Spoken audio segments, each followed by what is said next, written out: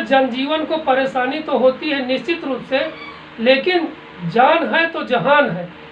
हमें सबके जान बचानी है, उन्हें स्वस्थ रखना है, तो निश्चित रूप से हमारा समाज और देश सुरक्षित रहेगा तो विकास की ओर आगे बढ़ेगा।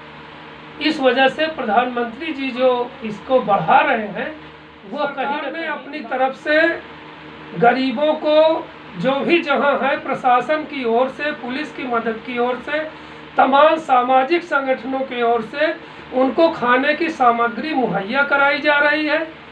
जो ठेकेदार कोटेदार हैं उनके मार्फत फ्री में राशन भी दिया जा रहा है।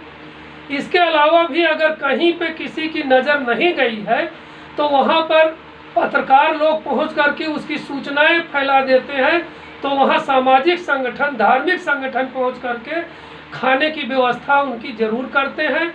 मैं समझता हूँ कि जिस तरह से शासन प्रशासन ने ये व्यवस्था की है, उससे आम जन में खाने पीने के लिए कोई बहुत हाय तौबा नहीं मचा हुआ है। मैं पूर्व सूबेदार थल सेना हूँ, कारगिल युद्ध विजेता हूँ और वरिष्ठ समाज सेवी प्रयागराज हूँ। जिस तरह से लॉकडाउन के नियमों का पालन करते हुए, प्रधानमंत्री के बार बार निर्देशों का पालन करते हुए, शासन प्रशासन के नियमों को ऊपर चलते हुए हम चूंकि देश सेवा में हमेशा तत्पर रहे हैं, इसलिए हमारी जिम्मेदारी ये बनती है कि कोई भी व्यक्ति भूखा न रहे, मोहल्ले में किसी भी तरह की असुरक्षा न रहे।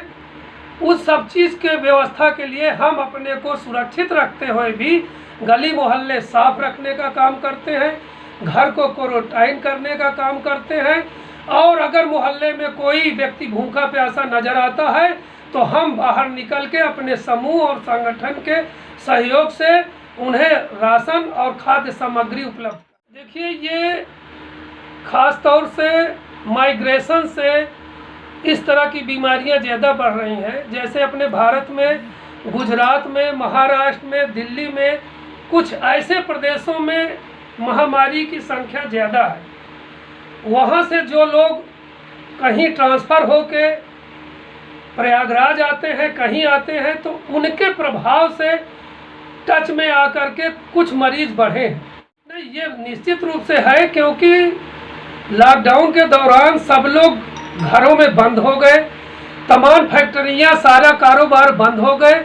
जो मजदूर बिहार से, उत्तर प्रदेश से या बंगाल से बाहरी प्रदेशों में जा कर के गुजरात, महाराष्ट्र, दिल्ली या गुड़गांव में जा कर के, पंजाब में जा कर के काम करते हैं, वो लोग जब वहाँ बिना काम के बैठ गए तो उन्हें ये लगता है इससे अच्छा है हम घर चलें।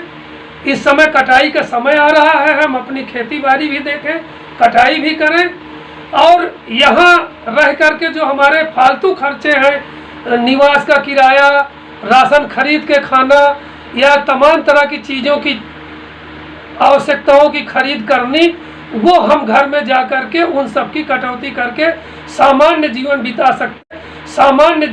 सकते हैं। इसलिए वो घर की ओर भागना चाहिए। प्रयागराज बहुत ही धार्मिक और आध्यात्मिक गंगा जमनी तहजीब के लोग हैं। यहाँ अभी प्रयागराज के मूल निवासी प्रभावित नहीं हुए। कहीं बाहर से आए मरीज या तो वो पॉजिटिव केस पाए गए या उनके प्रभाव से कोई व्यक्ति आकर के पॉजिटिव पाया गया। प्रयागराज में कुछ ईश्वरीय महिमा है कि जो यहाँ का कोई व्यक्ति अभी तक पॉजिटिव केस में नहीं